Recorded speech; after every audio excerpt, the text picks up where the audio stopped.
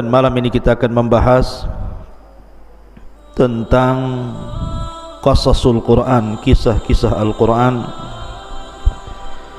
di mana kita akan membahas malam ini cerita tentang kaum Saba. Bicara tentang kaum Saba artinya kita bicara tentang keajaiban dunia, karena kaum Saba itu dianugerahkan banyak nikmat oleh Allah Subhanahu wa ta'ala yang tidak dianugerahkan di negeri-negeri di dunia, tentu di zaman itu. Makanya kemudian Allah Subhanahu wa ta'ala abadikan kisah ini di dalam Al-Quranul Karim sampai Allah memberi nama satu surat dalam Al-Quran yang disebut dengan surah Saba. Saking pentingnya kisah ini. Dan kisah ini diceritakan oleh Allah Subhanahu wa ta'ala dalam surah Saba itu sendiri, mulai daripada ayat 15 sampai ayat 19. Bagaimana kisahnya nanti saya bacakan ayatnya, kemudian kita jelaskan.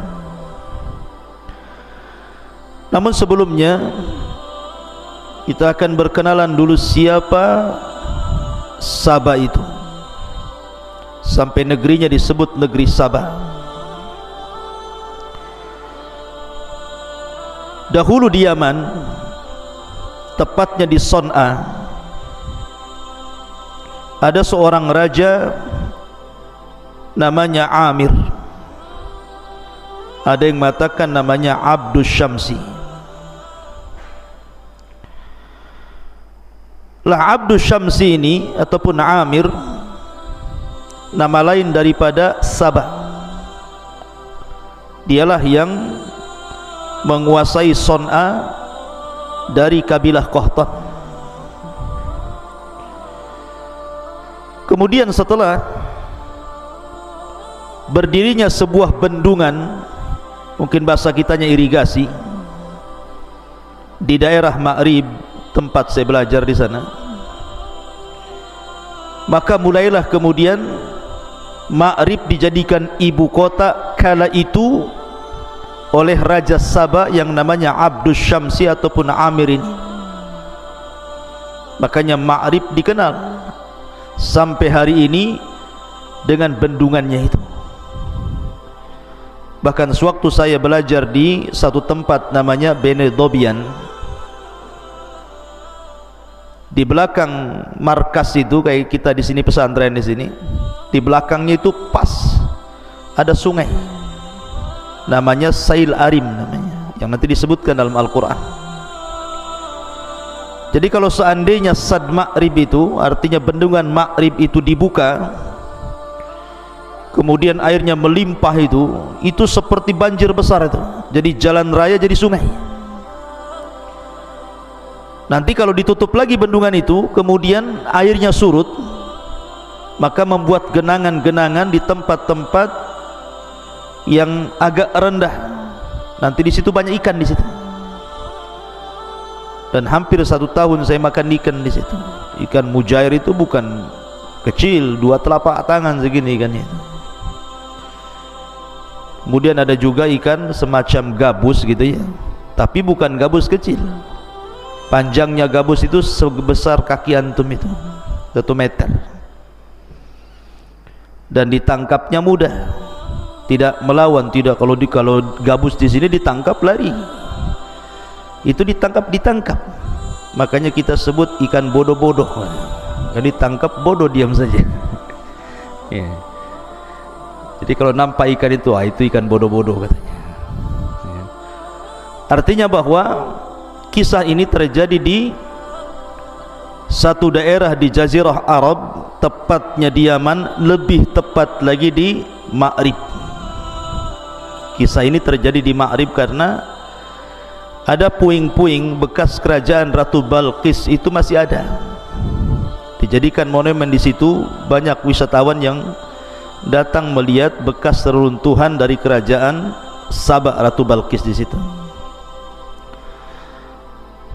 Walaupun memang ada terjadi perselisihan tentang masalah letak di mana Saba itu sebenarnya, tetapi yang masyhur dari ulama-ulama sejarah dan ahli tafsir bahwa Saba itu letaknya di Jazirah Arab, atau lebih tepat lagi di Yaman, atau lebih khusus lagi di Ma'rib. Tetapi ada juga yang mengatakan bahwa Saba itu ada di Ethiopia sana. Tapi ini tidak masyhur pendapat ini. Pendapat yang masyhur adalah letaknya di Ma'rib Yaman. Ma'asyiral muslimin yang dimuliakan Allah Azza wa Jalla, baik kita akan baca ayatnya, kemudian kita kisahkan. Menarik kisah ini sebenarnya. Allah Subhanahu wa taala berfirman dalam surah As-Saba ayat 15 dan seterusnya, laqad kana li saba'in fi maskanihim ayah. Sungguh bagi kaum Saba itu ada tanda-tanda kuasa Allah. Ya, karena Saba satu di antara keajaiban dunia, negeri yang sangat diberkahi kala itu, membuat negeri-negeri di luar Yaman cemburu dengan negeri Saba itu.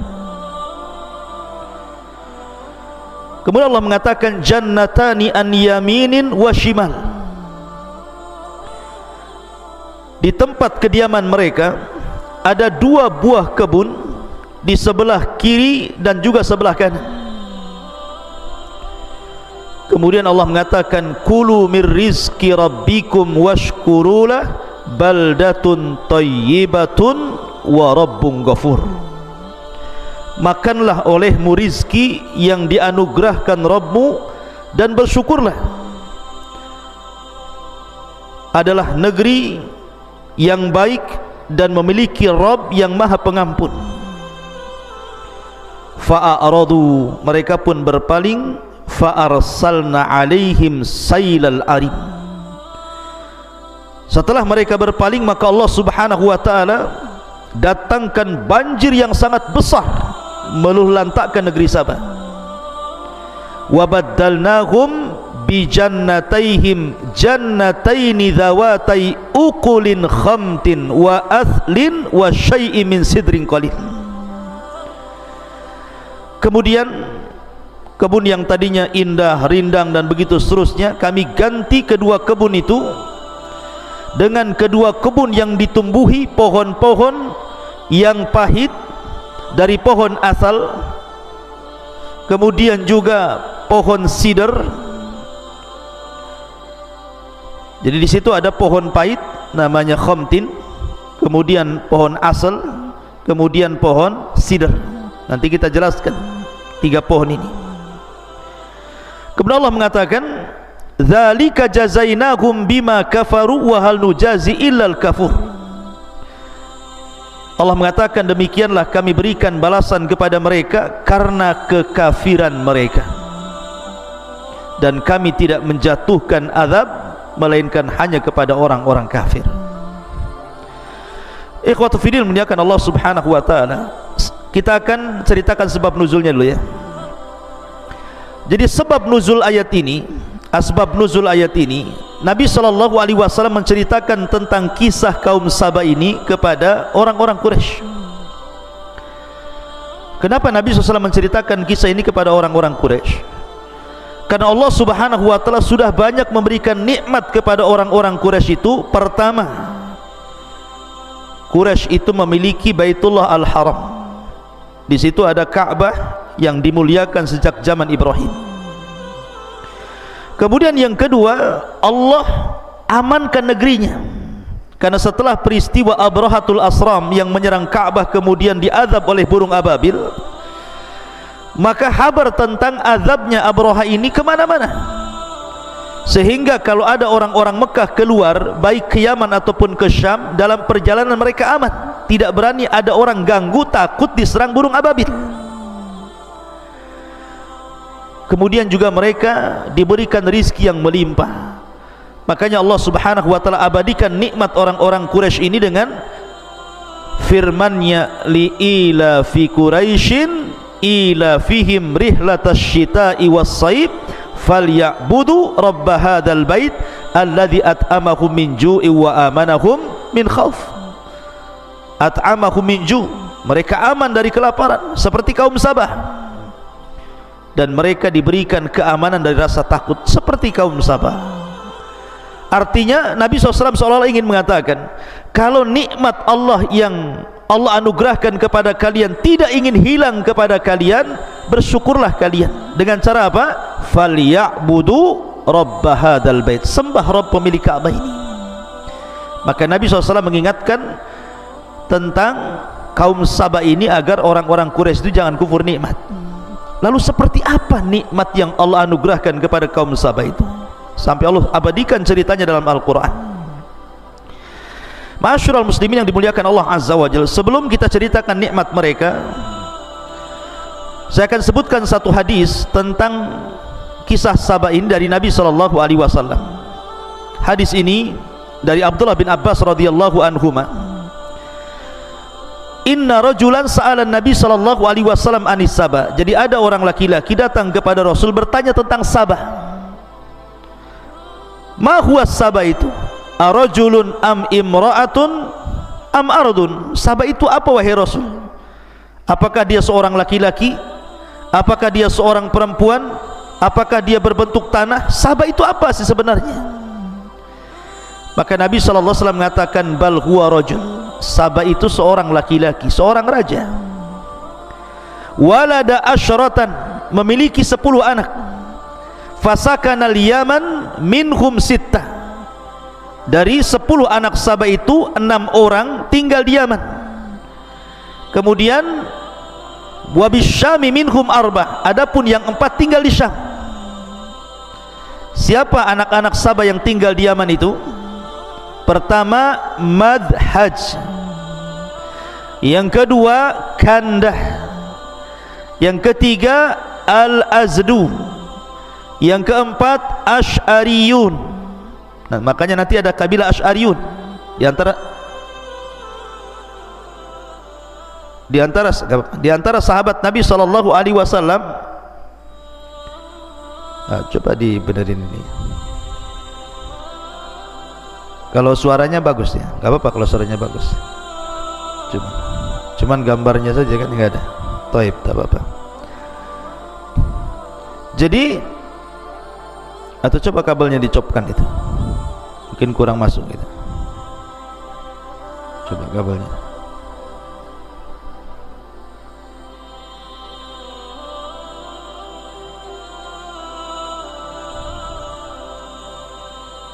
Ada gambarnya? Gak nampak juga.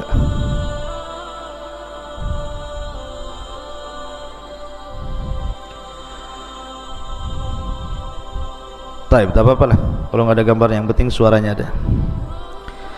Kita ulangi bahwa orang-orang Sabaiyah ini, orang-orang yang dari keturunan Sabah yang 6 yang tinggal di Yaman, namanya Madhaj, kemudian Kandah, kemudian Al-Azdu, kemudian Asy'ariyun, kemudian Anmar, dan yang terakhir Khimyar. Nanti semua jadi kabilah nih.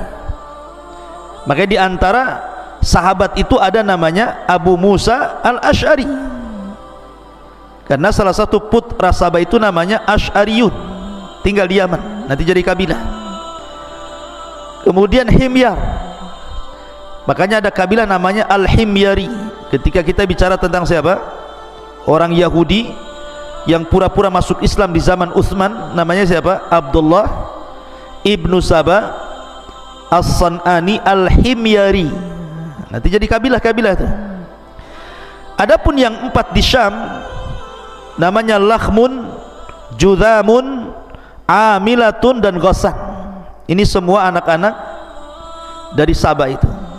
Jadi cerita Sabah juga dikisahkan dalam hadis Nabi SAW. Taib. Ketika Allah Subhanahu wa taala berfirman di sini, laqad kana li saba'in fi maskanihim ayah. Sungguh bagi kaum Sabah itu ada tanda-tanda kuasa Allah Subhanahu wa taala. Jannatani an yaminin wa shimal kulu min rizqi rabbikum washkurulah baldatun thayyibatun wa rabbun ghafur. Di mana negeri Sabah itu diapit dengan dua kebun, dari sebelah kanan dan sebelah kiri, dan kebun itu penuh dengan buah-buahan, penuh dengan makanan, kemudian air yang mengalir yang tanpa mereka harus bercapek-capek menyiramnya. Kemudian Allah mengatakan, makanlah dari rizki Rabb kalian, bersyukurlah karena negeri Sabah adalah baldatun thayyibatun, negeri yang sangat baik, wa rabbun ghafur, dan Rabb yang maha pengampun. Ikhwan yang dimuliakan Allah Azza wa Jalla, jadi ada yang mengatakan peristiwa kaum Sabah ini terjadi sebelum Nabi Sulaiman datang dan mendakwahi Ratu Balqis. Ada juga yang mengatakan peristiwanya setelahnya. Wallahu alam, karena Al-Quran itu ada ihtimal, ada kemungkinan-kemungkinan.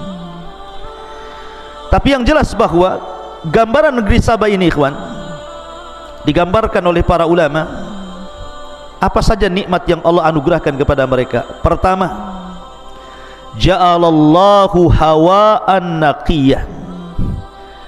Allah jadikan negeri Sabah itu memiliki hawa yang sangat bersih, udara yang tidak pernah tercemar.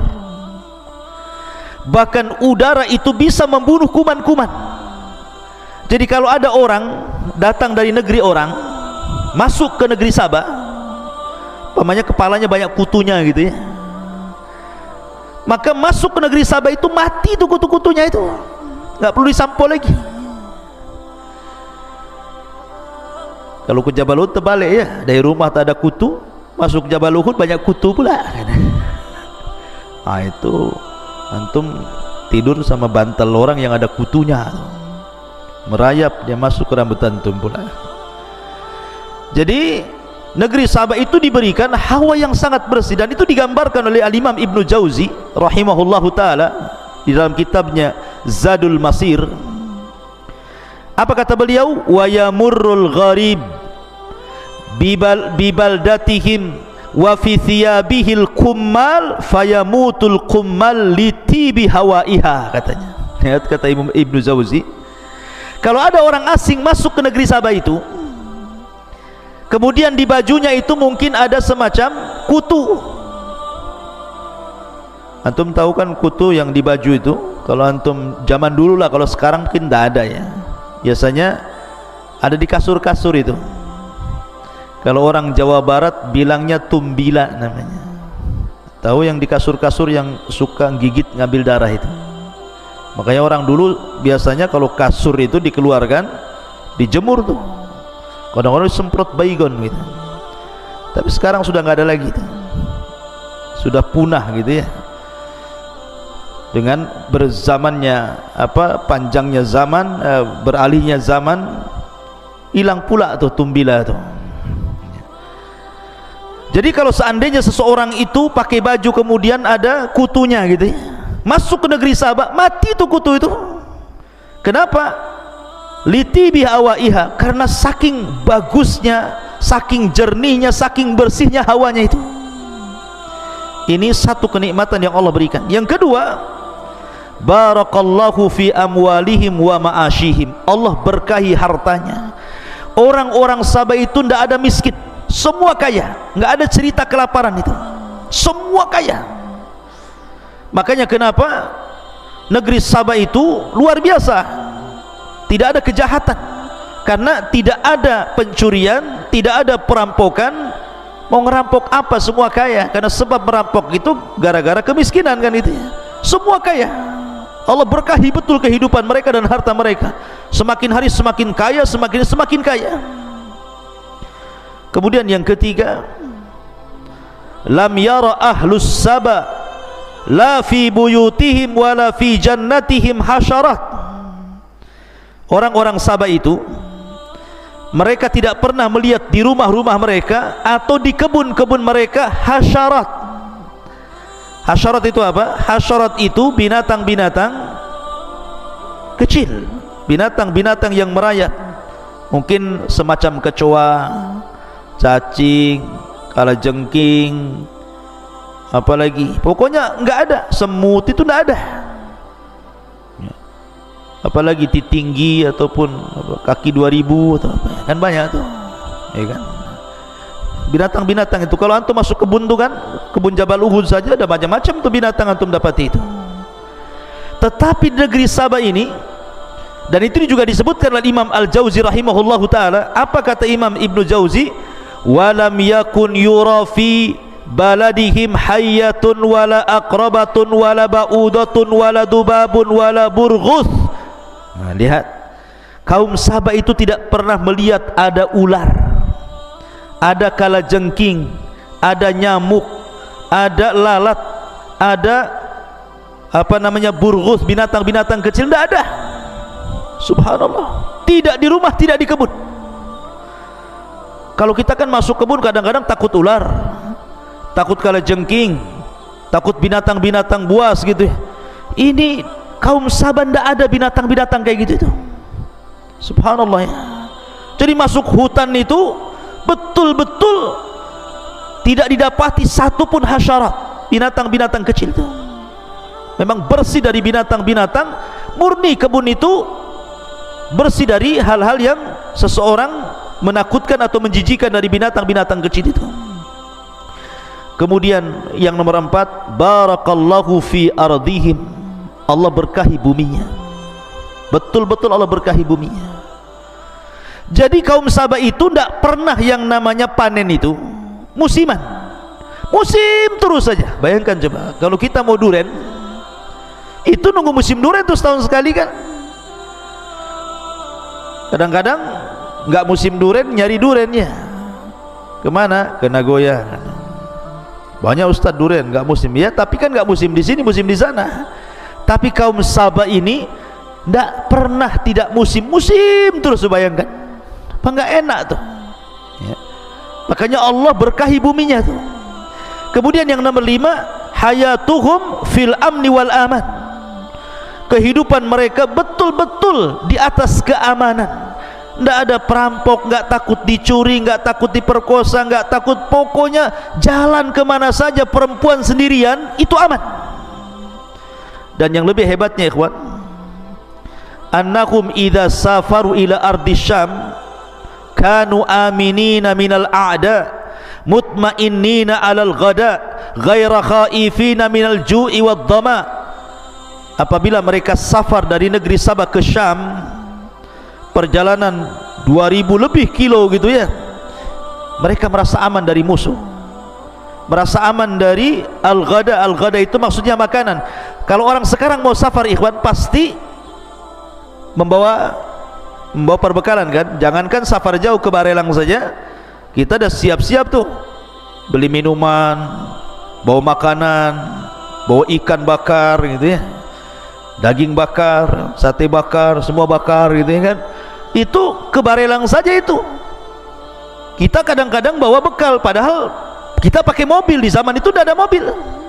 Tetapi orang-orang Sabah ini kalau safar nih sejauh dari Yaman ke Syam itu tidak perlu bawa makanan, tidak perlu bawa minuman, karena mereka hanya satu jalur saja. Jadi jalan mereka itu cuma satu, sebelah kanan kebun, sebelah kiri kebun. Subhanallah. Dan dalam kebun itu penuh dengan makanan, penuh dengan buah-buahan, dan ada air yang mengalir, tinggal minum saja. Kemudian hawanya sangat bersih sekali. Jadi mereka itu pergi ke mana-mana nggak bawa apa-apa itu. Lihat, luar biasa negeri Sabah ini, kemana-mana nggak bawa bekal. Ke Syam, balik ke Syam biasa saja. Bahkan yang lebih ajaib lagi kata Imam Qatadah rahimahullahu taala, kanatil mar'atu tamurru bil miqtal ala ra'siha fatamtali'u minas thimari mimma yatasaqatu fihi min nadjihi wa kathratihi. Bahkan kalau seorang wanita ingin mengambil buah, ingin memanen, tidak perlu manjat, tidak perlu pakai kayu gitu ya, tidak perlu dipetik, cukup diletakkan saja di di kepala wadahnya itu, ya kan? Kemudian berjalan tuh masuk kebun, keluar kebun sudah penuh tuh isinya tuh. Lihat, ya. Anda coba, ini mukjizat ini keanehan luar biasa kan? Kita ini mau cari mangga saja, mau metik mangga itu di pohonnya, harus perang lagi dulu dengan semut rangrang itu, dengan semut merah itu. Kadang-kadang zaman dulu itu bawa abu tuh biasanya. Kalau saya dulu di desa-desa itu kalau mau manen mangga itu bawa abu bakar tuh, ditebar itu di di batang-batangnya, ngelawan semut rangrang itu supaya jangan digigit. Tetapi karena banyaknya semut, ya percuma juga, ada juga yang gigit kan gitu ya. Kadang-kadang nggak tahan, terjun payung dia dari atas. Jadi kita ini mau ngambil buah-buahan saja musuhnya banyak di pohon itu. Ini kaum Saba kalau mau metik buah cukup diletakkan embernya di atas kepala, jalan saja ke kebun, keluar ada penuh tuh. Subhanallah. Kata Imam Qatadah rahimah, saking suburnya. Begitulah keajaiban negeri Saba. Coba, wajar kalau negeri-negeri di luar Saba cemburu dengan negeri itu, makanya Allah istilahkan dengan kalimat jannah, sorga. Jannatan, dua sorga, dua kebun, saking indahnya, ya. Ma'asyiral muslimin yang dimuliakan Allah Azza wa Jalla, ini nikmat yang luar biasa. Akan tetapi kaum Saba ini mereka tidak bersyukur kepada Allah Subhanahu wa ta'ala. Ketika Allah Subhanahu wa ta'ala anugerahkan nikmat itu karena mereka mentauhidkan Allah, tetapi lambat laun tauhid mereka luntur. Lambat laun akhirnya mereka al-ghaflatu an syukrillah ala ni'amihi. Jadi mereka itu lalai akan mensyukuri nikmat Allah Subhanahu wa ta'ala. Jadi saking enaknya sudah hidup enak gitu ya, nyaman, enak, tentram, lupa dia sama Allah Azza wa Jalla. Makanya Allah mengatakan apa?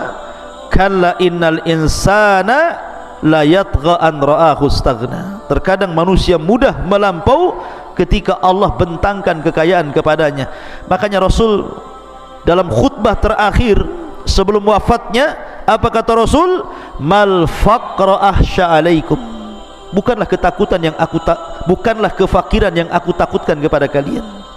Walakin ahsya an tubsatad dunya kama busitat ala man kana qablakum fatanafasuha kama tanafasal ladina min qablikum fatuhlikakum kama ahlakathum. Tetapi yang aku takutkan, kata Rasul, kalau dibentangkan dunia kepada kalian, kalian berlomba-lomba mengejar dunia meninggalkan akhirat, kemudian Allah hancurkan kalian sebagaimana umat dulu Allah hancurkan karena itu. Jadi sebab pertama ketika sebelum azab diturunkan kepada mereka adalah al-ghaflatu an syukrillah, lalai untuk bersyukur akan nikmat Allah Azza wa Jalla. Yang kedua, a'radu an atba'il anbiya, mereka mulai berpaling dari mengikuti para nabi. Padahal kaum Saba itu diutus nabi banyak sekali, tetapi sebagaimana fitrah dakwah para nabi selalu didustakan, maka sedikit-sedikit mereka pun tidak mendengar wejangan para nabi, akhirnya kufur. Kemudian mereka berubah, yang tadinya mentauhidkan Allah, belakangan mereka menyembah kawakib, menyembah bintang, menyembah bulan, menyembah matahari. Makanya ketika Hudhud kemudian terbang, kemudian melihat kerajaan Balqis, apa kata Hudhud? Inna wajadna, sungguhnya kami dapati Balqis dan kaumnya ya'buduna syamsa min dunillah, gitu, menyembah matahari dari selain Allah. Jadi mereka mulai menyembah bintang, menyembah matahari dan bulan. Kemudian juga mulailah mereka jauh dari ketaatan kepada Allah Azza wa Jalla. Kemudian yang paling parah, mulai sombong mereka, sombong. Padahal Allah Subhanahu wa ta'ala sudah berikan nikmat kepada mereka, mereka sombong. Sebab itulah Allah Subhanahu wa ta'ala azab mereka. Bagaimana azabnya? Allah katakan fa'aradu, mereka pun berpaling.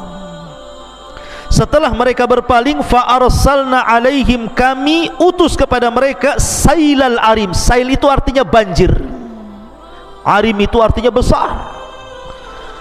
Ada juga yang mengatakan arim di sini, ada beberapa penafsiran para ulama apa yang disebut dengan kalimat arim dalam Al-Qur'an. Pertama, ada yang mentafsirkan arim di sini artinya bendungan. Jadi banjir dari bendungan itu. Ada juga yang mengatakan arim itu air yang ditampung dalam bendungan. Ada juga yang mengatakan arim itu artinya air yang sangat besar.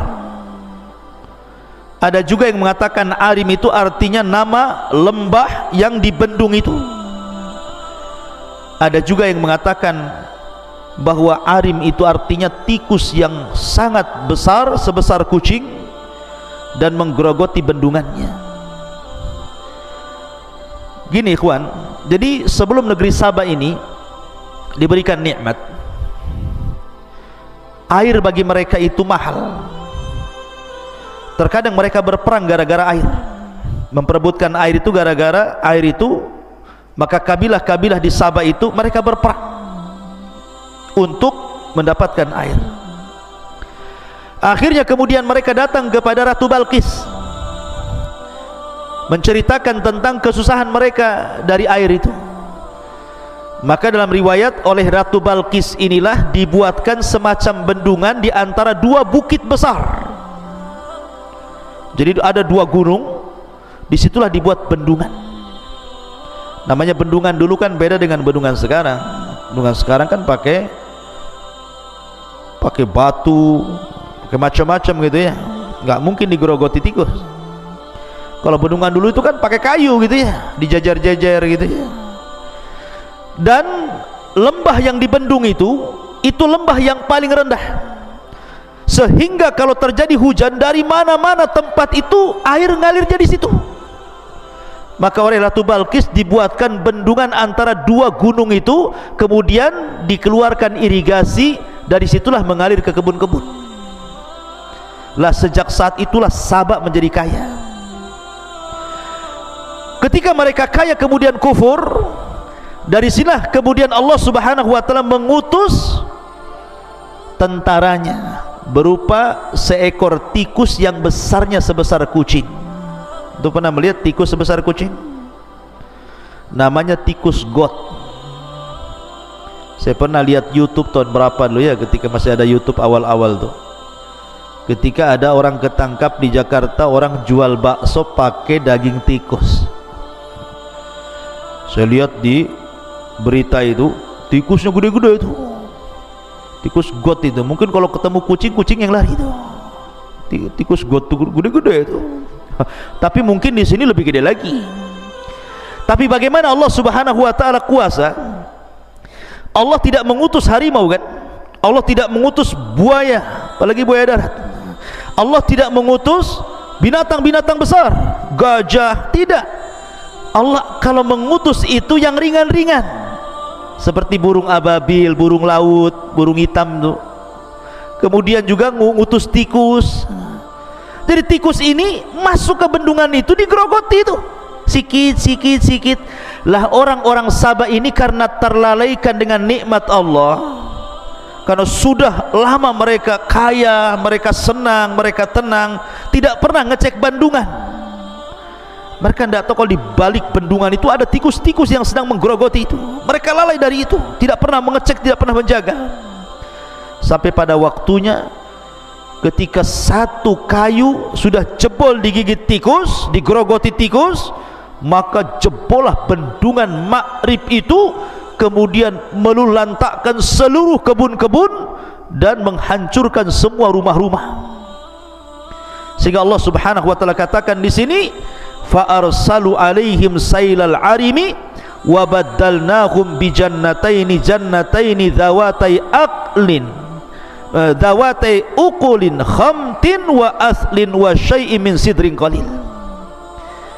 Maka ketika Allah hancurkan kebun-kebun mereka, surga mereka, maka kami ganti kebun-kebun mereka yang tadinya semua buah-buahan tumbuh, mulai daripada pisang, apel, anggur gitu ya, delima, macam-macam lah ada di kebun itu.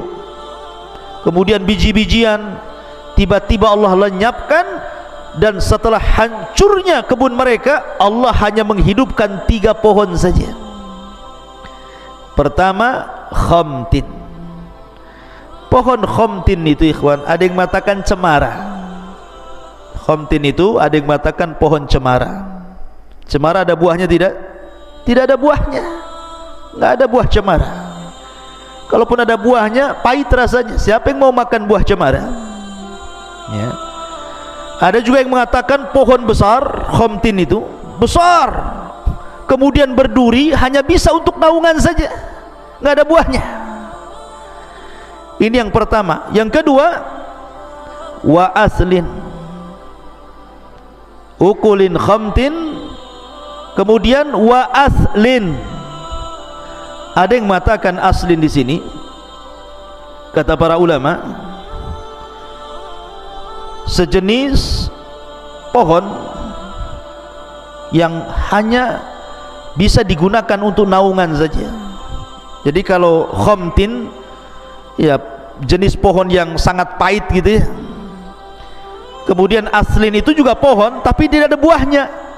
Kalaupun ada buahnya nggak bisa dimakan. Kemudian yang terakhir khamtin, kemudian apa lagi? Wa aslin wasidrin. Jangan ngobrol. Wasidrin pohon bidara. Sidr itu pohon siwak. Ada yang mengatakan pohon siwak ya. Siwak nggak bisa dimakan siwak itu. Siwak itu akarnya ya untuk gigi saja ya. Lihat, bayangkan apa namanya, sidr. Sidr itu ya pohon bidara afwannya. Sidr itu pohon bidara, ada buahnya tetapi kecil buahnya, tidak mencukupi gitu ya. Bayangkan coba Allah Subhanahu wa taala azab mereka dengan ditumbuhkan 3 pohon ini saja. Ada yang mengatakan khamtin itu siwak, ada yang mengatakan aslin itu cemara, ada yang mengatakan sidr itu ya bidara. Hanya 3 pohon itu saja yang hidup di negeri Sabah itu sampai sekarang. Kecuali mungkin orang yang ingin bertani gitu ya,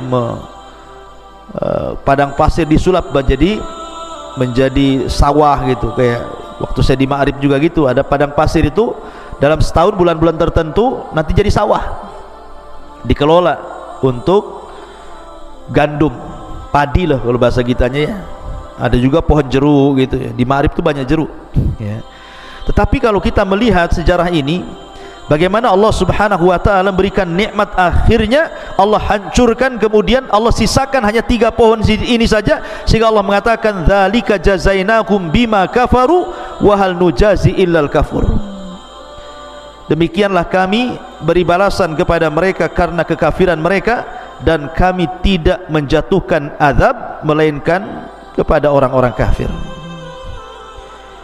Lihat bagaimana Allah Subhanahu wa taala mengazab mereka. Kemudian juga Allah Subhanahu wa taala lanjutkan pada ayat 18-nya. Wa ja'alna bainahum wa bainal qura allati barakna fiha quran zahiratan wa qaddarna fiha as-sayra siru fiha layaliya wa ayyaman aminin. Dan kami jadikan antara mereka penduduk Sabah itu dan negeri-negeri yang kami berkahi, Syam, beberapa negeri yang berdekatan, dan kami tetapkan antara negeri-negeri itu jarak-jarak perjalanan. Kata Allah, berjalanlah kamu di negeri-negeri itu pada malam dan siang hari dengan aman. Faqalu, dan mereka mengatakan, Rabbana ba'id baina asfarina wa zalamu anfusahum faja'alnahum ahaditha wa mazzaqnahum kulla mumazzakin inna fi dzalika laayatin likulli sabarin syakur. Maka mereka berkata, ya Tuhan kami, jauhkanlah jarak perjalanan kami. Dan berarti mereka menzalimi diri mereka sendiri, maka kami jadikan mereka bahan pembicaraan dan kami hancurkan mereka sehancur-hancurnya. Sungguh pada yang demikian itu benar-benar terdapat tanda-tanda kuasa Allah bagi setiap orang yang sabar dan bersyukur. Begini maksudnya ikhwan. Tadi saya sudah jelaskan, orang-orang Sabah ini mereka suka safar ke Syam, dan dari Sabah ke Syam itu kiri kanannya kebun-kebun tadi.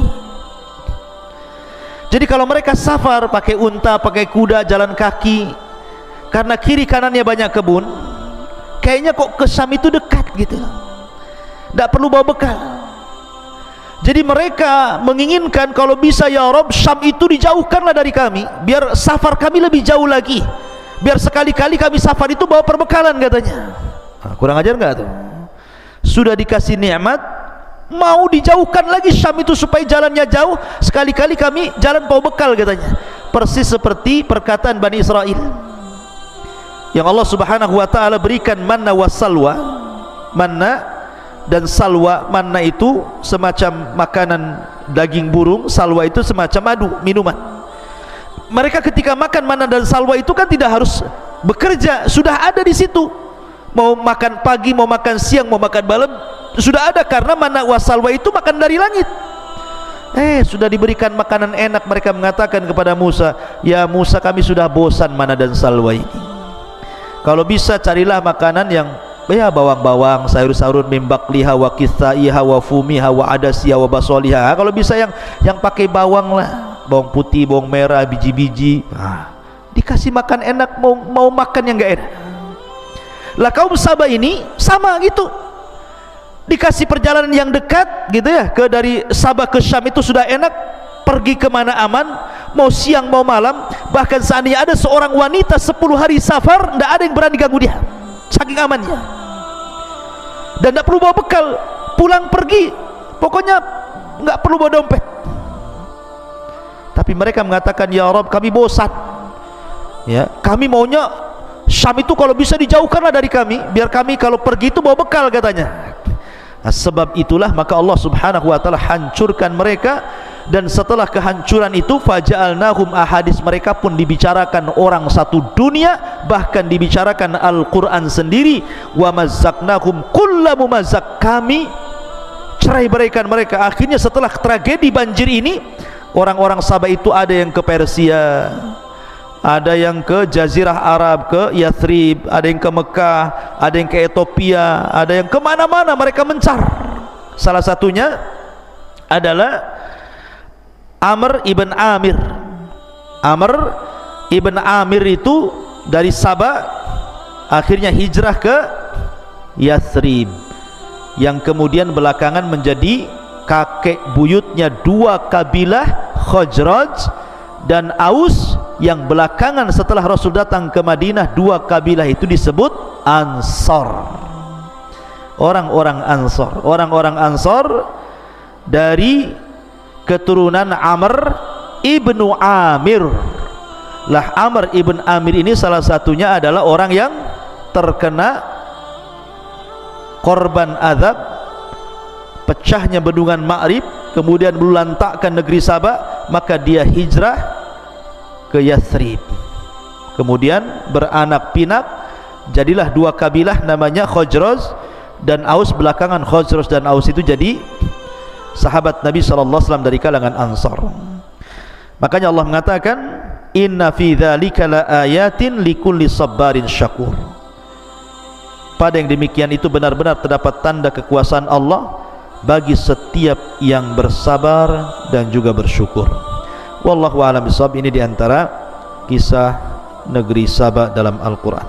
Subhanakallah bihamdika, asyhadu an la ilaha illa anta, astaghfiruka wa atubu ilaik. Allah Ta'ala. Assalamualaikum warahmatullahi wabarakatuh.